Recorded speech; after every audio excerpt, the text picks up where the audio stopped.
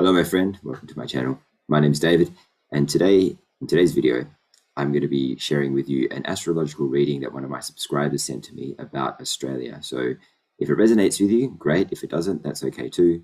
You can discount it. Some people have said I don't do enough videos by myself, and it's true. I actually enjoy talking to people and having conversations on my channel. But if you'd like me to do more videos by myself, comment below. Also, let me know what you'd like me to talk about, because there's plenty of things I could say, but I want to know what you guys think. So I will share my screen and read this thing to you, and it's not very long, so I hope you enjoy it. Astrology report for the future of Australia and the world. So it's not just Australia. By Astro Decode. I'm a student and practitioner of astrology using scientific methods that can be observed, tested, and repeated, based on traditional Western astrology methods, but using the actual events in the sky, declination chart, as well as longitude chart. I also use other asteroids and bodies in the sky that have been researched for their energy signatures and symbols for the interpretation. All these methods are used in the efforts to get a reading as close to the truth as possible. I'm here to share knowledge and open to change my views wherever the truth leads me. Later, I will discuss two important topics from the astrology point of view. We will discuss the past event of the Great Conjunction of Jupiter and Saturn on December 21st last year and what it meant for us. And then I'll discuss the natal chart for Australia as a country and discuss what has been happening in the past year also, and what we can expect in the coming months and years. The Great Conjunction of 2020. On December 21st, 2020, we had a much talked about Great Conjunction of Jupiter and Saturn in the sky. Most people I heard said it was a sign of Aquarius, and it signifies the world has entered the golden age of Aquarius. Firstly, on that day, Jupiter and Saturn were not just conjunct in the longitude chart, which means they're so close together. But what most did not realize is in the declination chart, the vertical part of the chart, Jupiter and Saturn were also in parallel. This means this is not a mere conjunction. This is an eclipse. An eclipse is 4 to 6 times more powerful than just a conjunction. This is why it is very important. Not only that, the eclipse lasted until Christmas Day on December 25th, meaning we had this energy influence for a few days in a row. At the same time in the declination, Venus is parallel to both Jupiter and Saturn. Secondly, I'm sorry to inform you that this is not true, and the eclipse of Jupiter and Saturn was placed in Aquarius. This is not reality. Reality is, if you look in the sky, the eclipse happened in the constellation of Capricorn. You can confirm this using a Stellarium app. So what I read from the eclipse. This amazing event was a marker in the sky, a sign and symbol from heaven or humanity, about struggling forces between good, Jupiter, and evil, Saturn. In astrology, Jupiter always overcomes Saturn. Good always overcomes evil. Moreover, with Venus parallel, it helps Jupiter to achieve this goal. Venus will bring comfort in the end. If you use the Western astrology chart system, the eclipse happened in the second house. The second house is the house of the financial and personal value. So the war in heaven signifies the war on the earth, in the financial world, and what people value in life. As mentioned, Jupiter will overcome Saturn in the end. Good will win over evil. Abundance will win over scarcity and limitation. People will find what is more important in their lives after this struggle ends.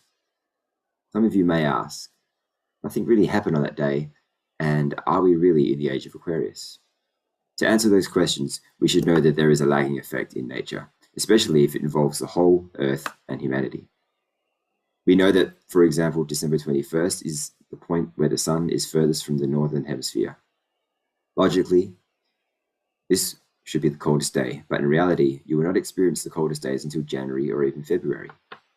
Now, the Great Conjunction or Great Eclipse event was a marker for humanity, a landmark in the sky that will affect humanity, but might take a while until the effects are fully realized here on Earth, manifested.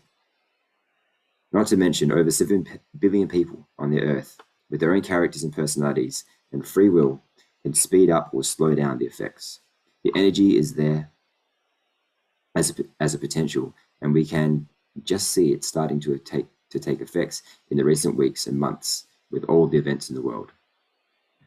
So we are in the age of Aquarius. So are we in the age of Aquarius now?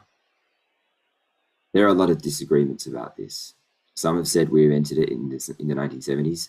Some others have said it won't be until the next 200 years or so. In my opinion, we are on the cusp of the age of Aquarius. We're not fully there yet, but we can feel it coming. Aquarius is about technology, freedom, and adventures.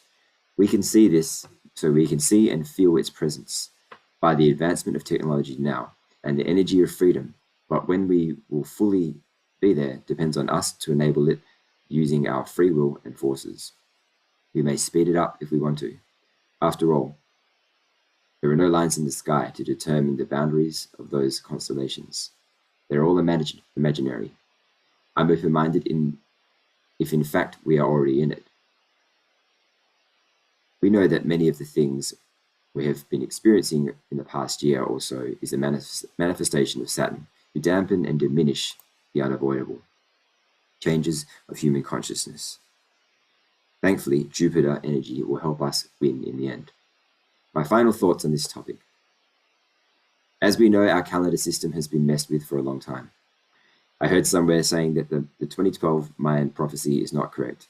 They said it actually refers to the 2020 winter solstice on December 21st that ushers us into the new age, the age of Aquarius.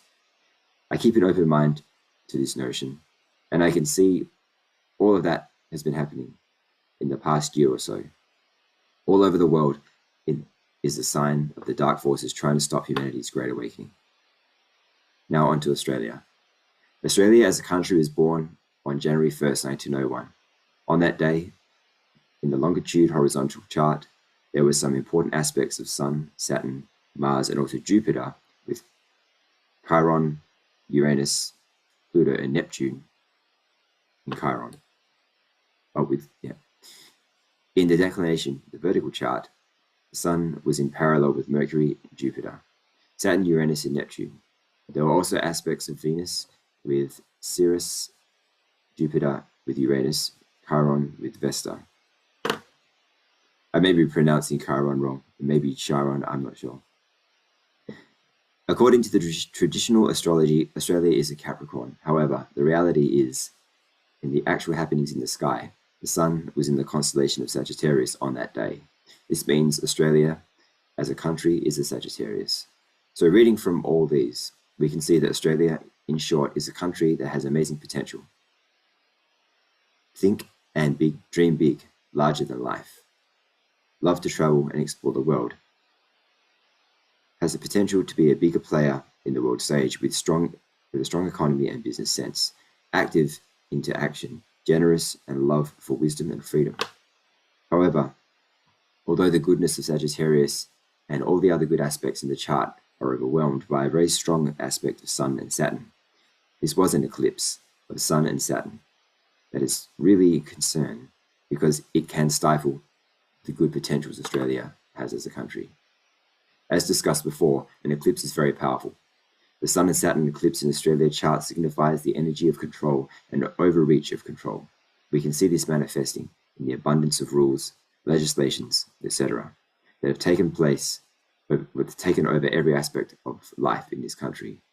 The good people of Australia should realize this problem and make an effort to minimize this bad aspect of Saturn, using their goodwill and free will to improve this country in that area. In the declination, also, there is a parallel between Jupiter and Saturn, which signifies the contradictions that can appear in a country's life.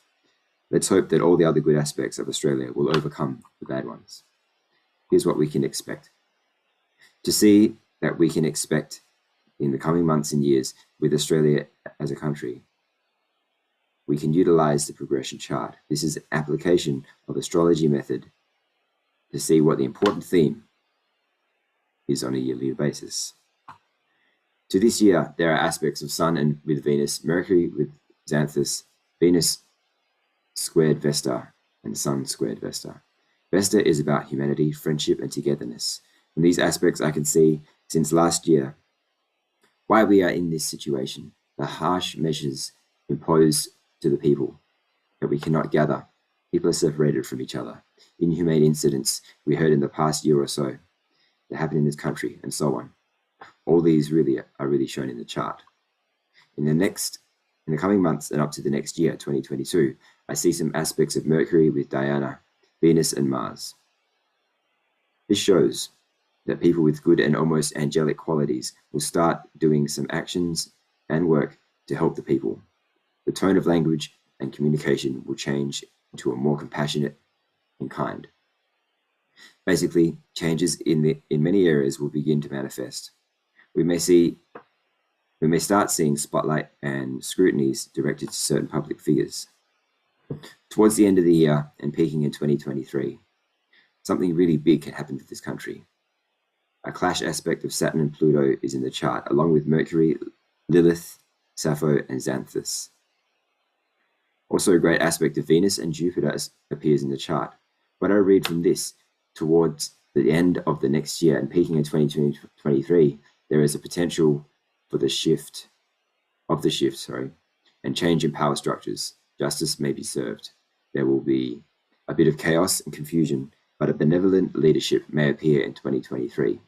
By the year 2024, I can see that Australia will be in a much better position. People will be much happier and content.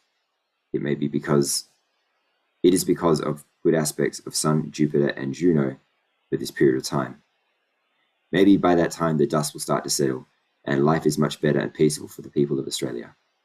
In closing, all the things I've discussed here is what I can see and read from the charts and what I believe can happen. There are energy and potentials. However, they can change due to free will and unknown factors, the God factor, for instance. As a disclaimer, this reading is for your entertainment purposes only and is not to be taken with 100% definite or absolute. Again, this is all from astrology's point of view. I hope this has given you something to consider, inspire, and hope for our lives and others. Astro Decode. So that is the reading. I hope you've enjoyed it. As I mentioned before, let me know below what you'd like to see from me, whether you'd like to see more interviews or more personal, just normal individual videos, and what kind of topics you'd like me to discuss. Take care.